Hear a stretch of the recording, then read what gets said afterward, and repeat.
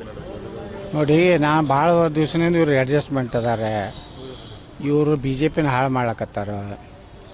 ಮತ್ತು ವಿಧಾನಸಭೆಯಲ್ಲಿ ಎಷ್ಟು ಇಶ್ಯೂ ಅದ ಇವತ್ತು. ಈ ಸರ್ಕಾರ ಎಲ್ಲ ರಂಗದಲ್ಲಿ ವಿಫಲ ಆಗಿದೆ. ಭ್ರಷ್ಟಾಚಾರ ಅಂತರೂ ತಾರಕಕ್ಕೇರಿದೆ. ಇವತ್ತು KPSC ಹಗರಣ ಇದೆ, ವಾಲ್ಮೀಕಿ ಹಗರಣ ಇದೆ, ಪರಿಶಿಷ್ಟ ಜಾತಿ ಪರಿಶಿಷ್ಟ ಪಂಗಡದ ಹಣ ದುರುಪಯೋಗ ಇದೆ, ನೀರಾವರಿ ಯೋಜನೆಗೆ ಹಣ ರೊಕ್ಕ ಕೊಟ್ಟಿಲ್ಲ, ನೂರಾರು ಸಮಸ್ಯೆ ಇದ್ದರೂ ಸಹಿತ ಯಾವುದೂ ಪರಿಣಾಮಕಾರಿಯಾಗಿ ಹೋರಾಟ ಮಾಡದೆ ಹೊಂದಾಣಿಕೆಯಿಂದ ಎಲ್ಲ ಇಲ್ಲಿ ತನಕ ಆದಂಥ ಹೋರಾಟ ಎಲ್ಲನೂ ಸಾಂಕೇತಿಕ, ಯಾವುವು ದಂಡಿಗೆ ಮುಟ್ಸೋವಂಥದ್ದಲ್ಲ. ಏನು ಹೇಳಿದ್ರು, ಬೆಂಗಳೂರಿನ ಪಾದಯಾತ್ರೆ ಮೈಸೂರಿಗೆ ಹೋಗ್ತೀನಿ, ಮೈಸೂರು ಮುಟ್ಟೋದ್ರೊಳಗೆ ಸಿದ್ದರಾಮಯ್ಯನವ್ರು ರಾಜೀನಾಮೆ ಕೊಡ್ತೀನಿ ಅಂದರು, ಕೊಡ್ತಾರಂತ ಹೇಳಿದ್ರು, ಅದೂ ಆಗಲಿಲ್ಲ. ಮತ್ತು ನಾವು ಯಾವಾಗ ಟೀಕಾ ಮಾಡಿದಾಗ ನೀವೆಲ್ಲ ಮಾಧ್ಯಮದವರು ನಮ್ಮ ಹೇಳಿಕೆಯನ್ನು ಕೊಟ್ಟಾಗ ಅವರ ಹಿಂಬಾಲಕರು ಚೇಲಾಗಳು ಯತ್ನಾಳಿಗೆ ನಾಲಿಗೆ ಚಪ್ಪಲ್ ಐತಿ, ಅಮಾಸೆ ಬಂದಾಗ ಒಮ್ಮೆ ನಾಲಿಗೆ ಬಿಡ್ತಾನೆ, ಏನೇನೋ ಕಮೆಂಟ್ ಮಾಡ್ತಿದ್ರು. ಇವತ್ತು ಮಧು ಬಂಗಾರಪ್ಪ ಅಂದ್ರೆ ಕಡು ವಿರೋಧಿ ಶಿವಮೊಗ್ಗ ಜಿಲ್ಲೆಯಲ್ಲಿ. ಯಾರಿಗೆ? ಮಧು ಬಂಗಾರಪ್ಪ, ವಿಜೇಂದ್ರ ನಾವು ತಿಳ್ಕೊಂಡಿದ್ದೀವಿ. ಅವರಿಬ್ಬರು ಅಡ್ಜಸ್ಟ್ಮೆಂಟ್ ಅದಾರ ಅನ್ನೋದು ಮೊನ್ನೆ ಏನು ವೈರಲ್ ಆಗೈತಲ್ಲ, ಅದು ನೋಡಿದ್ರೆ ಇವರೆಲ್ಲ ನೋಡು ಹೊಂದಾಣಿಕೆ ಅದಾರೆ. ಯಾಕಂದ್ರೆ ಇವರು ಸಾಕಷ್ಟು ಇವ್ರು ಭ್ರಷ್ಟಾಚಾರ ಹಗರಣ ಅದಾವೆ. ಈಗ DK ಶಿವಕುಮಾರ್ ವಿರುದ್ಧನೂ ಮಾತಾಡೋದಿಲ್ಲ ವಿಧಾನಸಭೆ. ನೋಡ್ರಿ, ನಾಳೆ ನಮ್ದೇನು ಚಾಲೂ ಆಗ್ತೈತಲ್ಲ, ಯಾರು ಅಟ್ಯಾಕ್ ಮಾಡ್ತಾರೆ ನೋಡೋಣತ್ತ. ಅಶೋಕರು ಮಾಡೋದಿಲ್ಲ, ಅವರು ಮಾಡೋದಿಲ್ಲ, ಮತ್ತು BJP ವಿರೋಧ ಪಕ್ಷ ಹೆಂಗೆ ಆಗ್ತತಿ? ಯಾವುದೇ ತಾರ್ಕಿಕ ಅಂತ ಈಗ ಹೇಳ್ಯಾರ ಅವರು. ಎಲ್ಲಿವರೆಗೆ ನಾಗೇಂದ್ರ ರಾಜೀನಾಮೆ ಕೊಡೋದಲ್ಲ, ಇಲ್ಲಿ ಸದನ ನಡೆಸಿಕೊಡೋದಿಲ್ಲ, ಅದಕ್ಕೆ ಗಟ್ಟಿ ಇರ್ತಾರೆ. ಇಲ್ಲಿ ನೋಡೋಣ. ಈಗ ಬರೀ ಸದನ ನಡೆಸಿಕೊಡೋದು ಅಷ್ಟೇ ಅಲ್ಲ, ಮೊದಲು ಈ ಸರ್ಕಾರದ ಏನೇನು ವೈಫಲ್ಯಗಳದಾವೆ, ಭ್ರಷ್ಟಾಚಾರ, ಇವತ್ತು ಸರಿಯಾಗಿ ಜನರಿಗೆ ಇವತ್ತು ಬರಗಾಲ ಬಿದ್ದಿದೆ. ಯಾವುದು ಸುಮ್ಮನೆ ಕಾಟಾಚಾರಕ್ಕೆ ಮಂತ್ರಿಗಳು ಬರ್ತಾರೆ, ಒಂದು ಹೊಲದಾಗ ಹೋಗ್ತಾರೆ, ಒಂದು 2 ತೆನಿ ಹಿಡಿತಾರೆ, ವೀಕ್ಷಣೆ ಮಾಡಿದ್ರೆ ಏನು ಸುಡುಗಾಡು ವೀಕ್ಷಣೆ. ಸೆಂಟ್ರಲ್ದೊಂದು ಇದು ಬರಬೇಕು, ಟೀಮ್ ಬಂದು ಪ್ರತಿಯೊಂದು ಯಾವ್ಯಾವ ಬೆಳೆ ಎಷ್ಟು ಹಾನಿಯಾಗಿದೆ, ಎಷ್ಟು ರೈತರಿಗೆ ಪರಿಹಾರ ಕೊಡಬೇಕು, ಕೇಂದ್ರಕ್ಕೂ ಒಂದು ಇದನ್ನು ಕೊಡಬೇಕು. ಇವ್ರು ಕೇಂದ್ರ ಸರ್ಕಾರ ಕೊಡ್ತಾನೇ ಇಲ್ಲ. ಹೀಗಾಗಿ ಏನಾಗಿದೆ ಅಂದರೆ ಕರ್ನಾಟಕದಾಗ ಪೂರ್ತಿ ಆಡಳಿತ ವ್ಯವಸ್ಥೆ ಮತ್ತು ವಿರೋಧ ಪಕ್ಷ ಎರಡೂ ಕೂಡ ಸತ್ತು ಹೋಗ್ಯಾವು. ಬಿಡದಿ ರೈತರು ಪಾಪ ಹೋರಾಟ ಮಾಡ್ಲಕತ್ತಾರೆ, ಅವ್ರು ಕಾಟಾಚಾರಕ್ಕೆ ಮಾಡ್ಲಕತ್ತಾರ. ಈಗಾಗಲೇ ಚೆಕ್ ತೊಗೊಂಡಾರ. ಚೆಕ್ ತೊಗೊಂಡವ್ರು ಶ್ರೀಮಂತ ರೈತರು, ಅವ್ರು ರೈತರಲ್ಲ. ನಮ್ಮಂಥ ರಾಜಕಾರಣಿಗಳು ಬೇನಾಮಿ ಏನು ಆಸ್ತಿ ಮಾಡ್ಯಾರಲ್ಲ. ಈಗ ರಾಜಕಾರಣಿಗಳು ಏನು ಮಾಡ್ತಾರೆ, ಯಾವುದೇ ಏರಿಯಾದಾಗ ಲ್ಯಾಂಡ್ ಎಕ್ವಿಸಿಷನ್ ಸ್ಟಾರ್ಟ್ ಆಯ್ತು ಅಂದ್ರೆ ರೈತರ ಕಡೆ 1 ಲಕ್ಷ 2 ಲಕ್ಷ 5 ಲಕ್ಷಕ್ಕೆ ತೊಗೋತಾರೆ. ತೊಗೊಂಡು ಅದನ್ನು KIDBಗೆ ಭೂ ಸ್ವಾಧೀನ ಕೊಡ್ತಾರೆ. ಅಲ್ಲಿ 25-30 ಲಕ್ಷ ಅವ್ರು ತೊಗೋತಾರೆ. ಅವ್ರಿಗೆ ಏಕ ನಂಬರ್ನಾಗ ರೊಕ್ಕ ಸಿಗ್ತೈತಿ. ಅದು ಭ್ರಷ್ಟಾಚಾರದ ಹಣಕ್ಕೆ ಅಡ್ಜಸ್ಟ್ ಮಾಡ್ಲಿಕ್ಕೆ ಬಿಡದಿ ಒಳಗೆ 2 ಕೋಟಿ ರೂಪಾಯಿ ಕೊಡ್ತೀನಿ ಅಂತ ನಿನ್ನೇನು ಯಾರು ಹೇಳಿದ್ರು, ಮುಖ್ಯಮಂತ್ರಿ 3 ಕೋಟಿ ಕೊಡ್ತೀನಿ ಅಂತ ಅರ್ಥ. ನೀವು 3 ಕೋಟಿ ಕೊಟ್ಟರು ಜಮೀನು ಒಬ್ಬ ರೈತನಿಗೆ ಎಷ್ಟು ಹೋಗ್ತೈತೆ? ಅಲ್ಲಿ ಇರೋದೇ 5 ಗುಂಟೆ 10 ಗುಂಟೆ ಅರ್ಧ ಎಕರೆ ಅದಾವು. ಒಂದು 10 ಗುಂಟೆ ಅದನಿಗೆ ಎಷ್ಟು ಬರ್ತೈತೆ ರೀ? 3 ಕೋಟಿ ಹಿಡಿದ್ರು ಎಷ್ಟು ಒಂದು 60-70 ಲಕ್ಷ ರೂಪಾಯಿ ಬರ್ಬೋದು. ಹಾಂ, 75 ಲಕ್ಷದಾಗ ಮನ್ಯಾಗ ಈಗ ರೊಕ್ಕ ಬಂದ್ಕೊಳ್ಳೇ ರೈತರು ಮಕ್ಕಳದು ಮೋಟ್ರ್ ಸೈಕಲ್ ಕೊಡಿಸು, ಮನೆ ಕಟ್ಸು, ಅಲ್ಲಿ ಅದು ಮಾಡು ಇದು ಮಾಡಿ ಅಂತ ಹಾಳು ಮಾಡಿಬಿಡ್ತಾರೆ. ಅಲ್ಲಿ ರೈತರು ಏನತ್ತಾರೆ, ನಮ್ಮ ಹೊಲ ಜಮೀನು ಕಸ್ಕೋಬೇಡ್ರಿ, ನಾವು ಇದ್ರಾಗೆ ನಮ್ಮ ಜೀವನ ನಡೆಸಿದ್ದೀವಿ. ಅಲ್ಲಿ ಹಾಲು ದಿವಸ 40,000-50 ಸಾವಿರ ಲೀಟ್ರ್ ಹಾಲು ಉತ್ಪಾದನೆ ಮಾಡಿ ಬೆಂಗಳೂರು ಕೊಡ್ತಾರೆ. ದಿವಸ ಒಂದು ನನ್ನ ಅಂದಾಜಲ್ಲೇ ಒಂದು 20-25 ಲಕ್ಷ ರೂಪಾಯಿದ್ದು ಕಾಯಿಪಲ್ಯ ಬೆಂಗಳೂರು ಕೊಡ್ತಾರೆ. ಪ್ರತಿ ವರ್ಷ 40-50 ಕೋಟಿ ರೂಪಾಯಿ ರೇಷ್ಮೆ ಬೆಳೀತಾರೆ. ಅವ್ರು ಸ್ವಾವಲಂಬಿ ಜೀವನ ಆರಾಮದಾರ. ಅವ್ರು ಅಲ್ಲಿ ನಾವು ಹೋಗಿದ್ದೆ, ಆ 4-5 ಎಕರೆದಾಗ ಮ್ಯಾಗ ಹೋಗಿ ನೋಡಿದ್ರೆ ಒಂದು 16 ಲಕ್ಷ ತೆಂಗಿನ ಗಿಡನೇ ಅದಾವೆ. ನಮ್ಮ ಮುಖ್ಯಮಂತ್ರಿ ಹೇಳ್ತಾರೆ, ಅವು ದುರ್ದೈವ, ಅಲ್ಲಿ ಬರಡು ಭೂಮಿ ಐತತ್ತು. ಸೂರ್ಯನ ಕಿರಣನೇ ಭೂಮಿಗೆ ಬೀಳೋದಿಲ್ಲ. ಯಾಕಂದ್ರೆ ಎಲ್ಲ ತೋಟದಾಗ ಅಡ್ಡಾಡಿ ಬಂದಿನಿ. ಮಾವಿನ ಗಿಡ, ಅಲ್ಲಿದಿಂದ ನಮ್ಮ ರೇಷ್ಮೆ ಸಾಕಾಣಿಕೆ, ಅಲ್ಲಿದಿಂದ ಹೈನುಗಾರಿಕೆ, ಒಳ್ಳೆಯ ಜೀವನ ರೈತರು ಮಾಡ್ಲಕತ್ತಾರ. ಪಾಪ ಅವ್ರು ಕೊಡೋದಿಲ್ಲತ್ತಾರ, ಇವ್ರು ಅದನ್ನು ತೊಗೋಬೇಕತ್ತಾರ. ಇವರು 2 ಕೋಟಿ 3 ಕೋಟಿ ಕೊಡ್ತಾರೆ. ಆದ್ರೆ ಅದು ವ್ಯಾಲ್ಯೂ ಅವರು ಒಂದು ಎಕರೆದಾಗ 40 ಅಂತಸ್ತು ಬಿಲ್ಡಿಂಗ್ ಕಟ್ತಾರೆ. 43,500 ಫೂಟ್ ಅಂದ್ರೆ 1 ಎಕರೆ.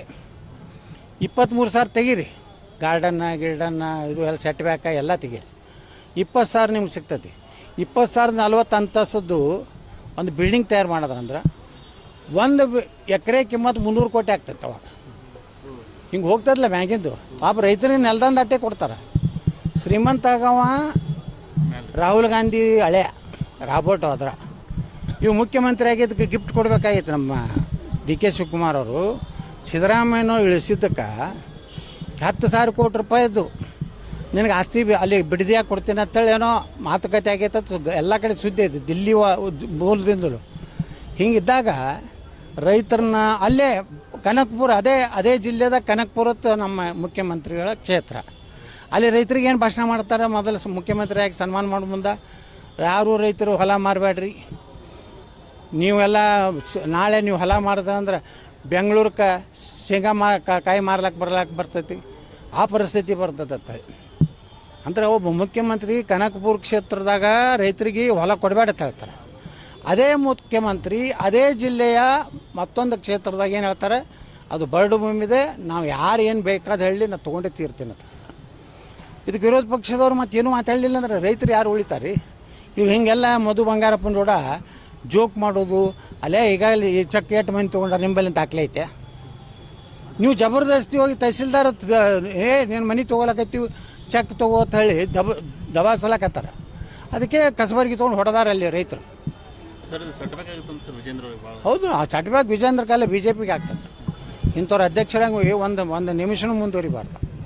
ಅಂದರೆ ಜನರ ವಿಶ್ವಾಸ ಹೆಂಗೆ ನೀವು ಗಳಿಸ್ತೀರಿ? ನೀವು ವಿರೋಧ ಪಕ್ಷ ತಳಿ ಹೆಂಗೆ ಪ್ರೂವ್ ಮಾಡ್ತೀರಿ? ನಾಳೆ ನೋಡ್ರಿ, ಅವರು ಕೇಂದ್ರದಾಗ ಕುಮಾರಸ್ವಾಮಿ ಅವರು ನಮ್ಮ NDAದು ಮಿತ್ರರದಾರ. ಈಗ ಅವ್ರದ್ದು ಒಳ್ಳೆಯ ಒಂದು ಇದು ಇಟ್ಕೋಬೇಕಲ್ಲ. ನೀವು ಸಾಂಕೇತಿಕವಾಗಿ ಯಾಕೆ ಹೋಗ್ತೀರಿ? ನೀವು ಹೋರಾಟ ಪಾದಯಾತ್ರೆ ಧುಮುಕ್ರಿ, ಅವ್ರಿಗೆ ಅಟ್ಟೆ ಯಾಕೆ JDSನವ್ರಿಗೆ ನೀವು ಕ್ರೆಡಿಟ್ ಕೊಡ್ತೀರಿ?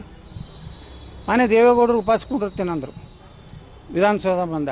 ಅವನ್ನ ಹೇಳಿದ ನಾನು ಉಪಾಸ್ಕೊಂಡಿರ್ತೀನಿ ಅವ್ರ ದೊಡ್ಡ. ಅವರೆಲ್ಲ ಅವ್ರಿಗೆ ನಿಖಿಲ್ ಕುಮಾರಸ್ವಾಮಿ ವೈಭವೀಕರಣ ಅಂತ ಯಾರೋ ಕಾಂಗ್ರೆಸ್ನವ್ರು ಹೇಳಿದ್ರು. ಹೌದು, ಹೋರಾಟ ಮಾಡೋದೇ ಅವ್ರ ಮುಂದಿನ ಭವಿಷ್ಯ ಸಲುವಾಗಿ ಮಾಡ್ತಾರೆ. ಹೋರಾಟ ಎದಕ್ಕೆ ಮಾಡ್ತಾರೆ? ಒಂದು ಕಡೆ ಜನರ ಇದಕ್ಕೆ ಕಳಕಳಿ ಇರಬೇಕು, ನಾಟಿಕೆ ಇರಬಾರ್ದು. ನಾವು ಇಲ್ಲಿ ಹೋರಾಟ ಮಾಡಿದ್ದೀವಿ ಕೆರೆಗೆ ನೀರು ತುಂಬೋದು ಅಂತೇಳಿ. ಇವತ್ತೆಲ್ಲ ಕೆರೆ ನೀರು ತುಂಬ ಇಲ್ಲಿ ಬಿಜಾಪುರ ಇಷ್ಟು ಬರಗಾಲ ಬಿದ್ದರೂ ಸಹ ಜನರಿಗೆ ಕುಡಿ ನೀರಿನ ಸಮಸ್ಯೆ ಎಲ್ಲಿ ಹಾಕಾರಿಲ್ಲ. ಎಲ್ಲರೂ ಒಂದು 4 ಹಳ್ಳಿಯಾಗಿರ್ಬೋದು ಅಟ್ಟೆ. ಅದು ಒಟ್ಟಾರೆ ಇಡೀ ಬಿಜಾಪುರ ಡಿಸ್ಟಿಕ್ ನೋಡ್ರಿ ಕೆರೆಗೆ ನೀರು ತುಂಬಿದ ಮ್ಯಾಗ ಅದು MB ಪಾಲ್ಡ್ರ್ ಮಾಡಿದ್ರೆ ಅಟ್ಟೆ ಯಾರು ಮಾಡ್ಯಾರ ಅವ್ರಿಗೆ ಕ್ರೆಡಿಟ್ ಹೋಗಿ ಹೋಗ್ತೈತಿ. ನಾವು ಹೊಟ್ಟೆ ಕಿಚ್ಚಿನಿಂದ ಇವತ್ತು ನೀನೇ ಒಣ ದ್ರಾಕ್ಷಿದು ಮಾಡಿದೀವಿ. ಇವತ್ತು 390-400 ರೂಪಾಯಿಗೆ ಒಣ ದ್ರಾಕ್ಷಿ ಹೋಗ್ಲಕತ್ತೈತಿ. ಎಲ್ಲ ಭಾಗವಾನ್ರು ಏನು ಮಾಡಿಬಿಟ್ಟಿದ್ರು, ಅವರೇ ಲೀಲಾವ್ ಬಿಡೋದು, ಅವರೇ ತೊಗೋದು. ಪಾಪ ರೈತಗೆ ಗುರುತೇ ಆಗ್ತಿಲ್ಲ, ಮುಗ್ಧ ರೈತ. ಅವ್ರ ಮುಂದೆ ಹಿಂಗೆ ಬಾಕ್ಸನ ಹಿಂಗೆ ಹಾರಿಸ್ತಿದ್ರು. ಈ ಮನೆ ಆನ್ಲೈನ್ ಮಾಡಿದೀವಿ. ಇವತ್ತು 15-20 ಕೋಟಿ ಪ್ರತಿಯೊಂದು ಆನ್ಲೈನ್ದಾಗ ಇದು ಬರ್ಲಾಕತ್ತೈತೆ. ಅದರಿಂದ ರೈತರು ಉದ್ಧಾರ ಅದು. ಮತ್ತು ಇಡೀ ಜಗತ್ತಿನ ಎಲ್ಲ ವ್ಯಾಪಾರಸ್ಥರಿಗೆ ಬರ್ಲಾಕತ್ತಾರೆ ಬಿಜಾಪುರಕ್ಕೆ. ಇವ್ರು ಏನು ಮಾಡ್ತಿದ್ರಿ, 10 ಮಂದಿ ಮತ್ತೊಬ್ಬ ವ್ಯಾಪಾರಸ್ಥರು ಬರಬೇಕಂದ್ರೆ 10 ಲಕ್ಷ ರೂಪಾಯಿ ಕೊಟ್ಟು ಇವ್ರು ಮೆಂಬರ್ಶಿಪ್ ತೊಗೋಬೇಕು. ಹೊರಗಿನವ್ರು ಬಂದು ಈಗ ನಾನು ಮೊಣಕ ಬೇಡ್ತೀನಿ, ಮುಂಬೈದವ್ರು ಬಂದು ನಾನು ಕೇಳ್ತೀನಂದ್ರೆ ಇವ್ರಿಗೆ 10 ಲಕ್ಷ ರೂಪಾಯಿ ಕೊಟ್ಟು ಮೆಂಬರ್ ಆದ್ರೆ ಕೇಳ್ತೀವಿ. APMC ಕಾನೂನು ಪ್ರಕಾರ 1,000 ರೂಪಾಯಿ ಕೊಟ್ಟರೆ ಒಂದು ಲೈಸೆನ್ಸ್ ಕೊಟ್ಬಿಡ್ತಾರೆ. ಇವ್ರು ಏನು ಹೇಳ್ತಿದ್ರು ವ್ಯಾಪಾರಸ್ಥರು, ಇಲ್ಲ ಅವ ಸರಿ ಇಲ್ಲ ಅವನಿಗೆ ಕೊಡಬೇಡ್ರಿ, ಕ್ಯಾಶ್ ಅವ್ನು ಕೊಡ್ತಾನೆ ಅವನಿಗೆ ಮಾರ್ರಿ.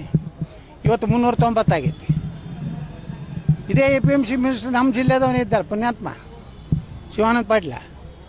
ಅವ ಇದ್ದಾಗ ಆಗಲಿಲ್ಲ. ಅವ್ನು ತೆಗೆದು ಒಗದ ಮ್ಯಾಗ ನಾವು ಹೋದೆ APMC. ಅವ ಇರುತ್ತಾನ ಅದೊಂದು ಪಾಪ ಅಲ್ಲಿ ವ್ಯಾಪಾರಸ್ಥರಿಗೂ ತೊಂದರೆ ಕೊಟ್ಟವ. ನಮ್ಮ ವ್ಯಾಪಾರಸ್ಥರಿಗೆ ಪಾಪ ಗೋಡೌನ್ ಖಾಲಿ ಅದಾವ ಅಲ್ಲಿ. ಅವ್ರ ಅಂಗಡಿ ನಡೆಯಲಾರದವರು 4 ಗೋಡೌನ್ ಇದ್ದವ್ರು ಒಂದು 2 ಗಾಡಿ ಗೋಡೌನ್ಗೆ ಬಾಡಿಗೆ ಕೊಟ್ಟು ಜೀವನ ಮಾಡ್ತಿದ್ರು. ಅದಕ್ಕೆ ಕಲ್ಲು ಹಾಕಿದ್ದ. ನಾನೇ ಆ ಸೆಕ್ರೆಟ್ರಿಗೆ ಅಂಜಿಸಿ ಬೆದರಿಸಿ ಎಲ್ಲ ಇವತ್ತು ವ್ಯಾಪಾರಸ್ಥರು ಪಾಪ 4-5 ಗೋಡೌನ್ ಅದಾವ. ಅವರು ವ್ಯಾಪಾರ ಕಡಿಮೆ ಆಗೈತಿ. ಮೊದಲಿನ ಹತ್ತಿ ಬರಲ್ಲಾಗೈತಿ, ಮೊದಲಿನ ಜೋಳ ಬರಲ್ಲಾಗೈತಿ. ಎಲ್ಲನೂ ಅಲ್ಲೆಲ್ಲೇ ಮಾರಾಟ ಆಗಿ ಹೋಗಿಬಿಡ್ತದೆ. ಸ್ಪಿನ್ನಿಂಗ್ ಮಿಲ್ಗಳಾಗಲ್ಲ. ಪಾಪ ಅವ್ರ ಮನೆ ನಡಿಬೇಕಿಲ್ರಿ, ಅವ್ರಿಗೂ ನೋಟಿಸ್ ಕೊಟ್ಟು ಅವ್ರನ್ನ ಹೊರಗೆ ಹಾಕ್ತೀನಿ ಅಂದ. ಈ ದ್ರಾಕ್ಷಿದು ಮಾಡಲಿಲ್ಲ ಅವ ಇರುತ್ತಾನ. ಅವು ಹೋದ ಒಂದು ವಾರನಾಗಿ ನಾನು ಮಾಡದೆ. ಇವತ್ತು ಇಡೀ ರೈತರು ಖುಷಿ ಅದಾರ. APMCಗೆ ಸೆಸ್ ಬಂದಂಗೆ ಆಯಿತು, APMCಗೆ ನಮ್ಮ GST ಬಂದಂಗೆ ಆಯ್ತು. ನಮ್ಮ ಸರ್ಕಾರಕ್ಕೆ ರೈತನಿಗೆ ನ್ಯಾಯಯುತವಾದ ಬೆಲೆ ಸಿಕ್ತು. ಹಿಂಗೆ ಮೊಣಕ ಹಾರಿಸೋದು ಬಂದ್ ಮಾಡಿದೀವಿ. ಬರೀ ಹಿಂಗೆ ಅವ ಸ್ಯಾಂಪಲ್ ತೊಗೋದು ಹಿಂಗೆ ಅದ್ರ ರೇಟ್ ಫಿಕ್ಸ್ ಮಾಡಿ ಅದ್ರಾಗೆ ಮತ್ತು ಬಾಕ್ಸ್ನಾಗ ಹಾಕಿ ತನ್ನ ಮೊಬೈಲ್ದಾಗ ರೇಟ್ ಬರೀದು 380, 290 ಏನು ಬರೀ ಲಾಟ್ ನಂಬರ ರೈತನ ಹೆಸರು ಎಲ್ಲ ಇರ್ತೈತಿ. ಅದ್ರ ಮುಂದೆ ಅವನು ರೇಟ್ ಇದು ಮಾಡಿಬಿಟ್ಟಂದ್ರೆ ಅವನು ಮಣಕ್ಕೆ ಒಂದು ಸಲ ಲೀಲಾವ್ ಆಯ್ತಂದ್ರೆ ಒಬ್ಬ ರೈತನಿಗೆ 3 ಕಿಲೋದೊಂದು ಬಾಕ್ಸ್ ಹಾಳಾಗ್ತಿತ್ತು. 3 ಕಿಲೋ ಇಂಟು 400 ಹಿಡಿದ್ರೆ 1200 ರೂಪಾಯಿ ಹೋಗ್ತಿತ್ತು ಒಬ್ಬ ರೈತಕ್ಕೆ. ಸರ್ ಇದು ನವೆಂಬರ್ ಡಿಸೆಂಬರ್ ಕ್ರಾಂತಿ ಪಕ್ಷಕ್ಕೆ ಹೊಡೆತ ಇಬೇಕು ಅವ್ರನ್ನ. ಹಂಗೆ ವಾತಾವರಣ ಐತೆ ದಿಲ್ಲಿಯೊಳಗೆ. ಯಾಕಂದ್ರೆ ತೆಗಿಲಿ ಅಂದ್ರೆ ಉದ್ಧಾರ ಆಗೋದಿಲ್ಲತ್ತೈತಿ. ನಾವು ಕಾಯ್ದು ನೋಡೋಣತ್ತ. ವಿಜಯದಶಮಿ ದಿವಸ ಒಳ್ಳೇದಾಗ್ತದೆ ಬಿ ಜೆ ಪಿಗೆ ಅಂತೇಳಿ. ತಾವು ಮಾತುಕತೆ ಏನಾದ್ರು ಮಾಡಿದ್ರ ಅಂತ? ನಾನು ಮಾತುಕತೆ ಯಾರೋಣ ಮಾಡಿಲ್ಲ. ಆದರೆ ಅಲ್ಲಿದೆಲ್ಲ ಸೂತಿ ಬರ್ತಾವ್ರಿ. ಎಲ್ಲರೂ ಹೇಳ್ತಾರೆ ನಮ್ಗೆ ಬಿ ಜೆ ಪಿ ಒಳಗೆ ಏನು ನಡೀತದೋ ಎಲ್ಲ ನಮಗೂ ವೈರ್ಲೆಸ್ ಅದಾವೆ. ಸರ್ ಆಮೇಲೆ ತಮಿಳ್ನಾಡಕ್ಕೆ 4 TMC ನೀರು ಬಿಡಬೇಕಾಗಿತ್ತು, ಈಗ 7.5 TMC ನೀರು. ಅವ್ರಿಗೆ ಎಟ್ಟು ಬಿಟ್ಟರು ಅವ್ರಿಗೆ ಕರ್ನಾಟಕ ರೈತರ ಬಗ್ಗೆ ತಮಿಳ್ನಾಡವರು ನಮ್ಮ ಕರ್ನಾಟಕದ ಏನು ನ್ಯಾಯಾಧಿಕರಣದಲ್ಲಿ ಸುಪ್ರೀಂ ಕೋರ್ಟ್ನಲ್ಲಿ ಇವತ್ತು ಸರಿಯಾಗಿ ವಾದ ಮಾಡಲಾರ್ದೇ ಕರ್ನಾಟಕ ಸರ್ಕಾರ ವಿಫಲ ಆಗೈತಿ. ಇವತ್ತು ಧೈರ್ಯ ಇದ್ರೆ ಸಿ ಎಂ ಭಾಳ ದೊಡ್ಡ ದೊಡ್ಡ ಮಾತು ಹೇಳ್ತಾರಲ್ಲ, ನಾನು ನೀರು ಬಿಡೋದಿಲ್ಲ ಅಂತ ಹೇಳಿ ಜೈಲಿಗೆ ಹಾಕಲ್ಲ ಸುಪ್ರೀಂ ಕೋರ್ಟ್ನವರು. ಜನರ ಸಲುವಾಗಿ ಜೈಲಿಗೆ ಹೋದ್ರೆ ಏನು ತಪ್ಪೇನೈತಿ?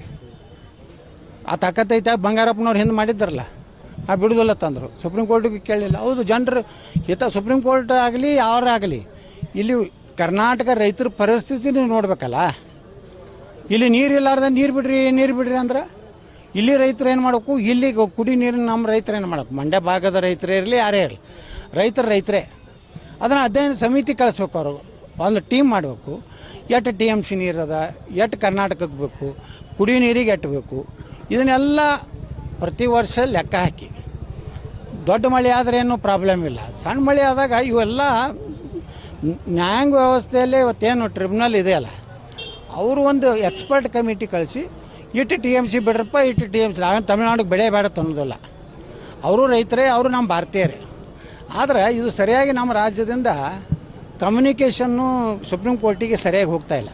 ಹೀಗಾಗಿ ನಮ್ಮ ವಿರುದ್ಧ ತೀರ್ಪುಗಳು ಬರ್ಲಾಕತ್ತಾವ.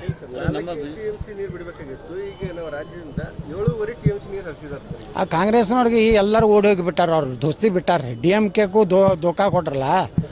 ಹೀಗಾಗಿ ಹಂಗೇನು ಮಾಡಿ ಆ ಈಗಿದ್ದಂಥ ಮುಖ್ಯಮಂತ್ರಿಗಳು ಅಡ್ಜಸ್ಟ್ ಆಗ್ಬೇಕತ್ತಾರೆ. ಈಗ ಯಾರದಾರಲ್ಲ ಅವರು. ಸರ್ ನಮ್ಮ ಮಾನವ ಪಾಲಿಕೆ ವ್ಯಾಪ್ತಿಯಲ್ಲಿ ಬಟ್ ಹಸ್ತಾಂತರ ಆಗ್ಲಾರ್ದಕ್ಕೆ ಹಾಳು ಈಗ ಟೆಂಡರ್ಗೆ ಮೊನ್ನೆ ಕರೆದಿದ್ದೀವಿ. ಅದು ರೇಟ್ ಜಾಸ್ತಿ ಆಗಿದ್ದಕ್ಕೆ ಮೊನ್ನೆ ನಾನು DC ಅವ್ರಿಗೆ ಹೇಳೀನಿ, SC/ST ಜನಾಂಗದವ್ರಿಗೆ ಅಷ್ಟು ರೇಟ್ ಆದ್ರೆ ಪಾಪ ಬಡವರು ಹೊಸದಾಗಿ ಅವ್ರು ಇನಿಷಿಯೇಟ್ ಮಾಡ್ತಿರ್ತಾರೆ. ಅದನ್ನು ಡೆಪಾಸಿಟ್ ರಹಿತ ಕಡಿಮೆ ಬಾಡಿಗೆ ಮಾಡಿ ಕೊಡೋದು ಹೇಳೀನಿ. ಇನ್ನೊಂದು ಸಲ ಟೆಂಡರ್ ಕರೀತಾರೆ. ನಾವು ಅಲ್ಲಿ SC/STಗೆ ಅಟ್ಟೆ ಕೊಡಬೇಕಾಗ್ತೈತಿ. ಯಾಕಂದ್ರೆ ನಾವು ಕಟ್ಟಿದ್ದು ಯಾವ ಹೊರ್ತಿ ಅವರು ಮುಸಲ್ರು ಕೊಡತ್ತೇಳಿ ತತ್ತಾರೆ. ಅವ್ರದ್ದು ಜಾಗ ಏನೋ ಆದಿಲ್ ಸಾಹೇಬ್ ಅವ್ರಿಗೆ ಬರ್ದು ಕೊಟ್ಟಂತವಾಗ ತೊಗಲಿನ ತಗಡ್ದಾಗ. ಹಾಂ, ನಾ ಹೇಳಿದೆ ನಾವು ಕಟ್ಟಿದ್ದು SC/ST ಫಂಡ್ನಿಂದ. ಅಂದರೆ SC/ST ಮಂದಿಗೆ ಹೋಗ್ಬೇಕಿಲ್ಲದು. ಯಾರು ಉಳ್ಕಿದ ಜನಾಂಗದವ್ರಿಗೆಲ್ಲ ಅವ್ರಿಗಂತೂ ಸಂಬಂಧ ಇಲ್ಲ. ಅವ್ರೇನೋ ಹಿಂದೆ ಬಜ್ಜಿ ಗಾಡಿ ಹಚ್ತಿದತ್ತ ಆದಿಲ್ ಸಾಹೇಬ್ ಇದ್ದಾಗ. ಇಬ್ರಾಹಿಂ ಆದಿಲ್ ಸಾಹೇಬ್ ಬಂದು ಅಲ್ಲಿ ಬಜ್ಜಿ ತಿತ್ತಿದತ್ತ. ಹಿಂಗೆ ಇಂಥವ್ರು ಕಳ್ರ ಏನು ಮಾಡ್ತೀವಿ ಬಿಜಾಪುರ್ನಾಗ.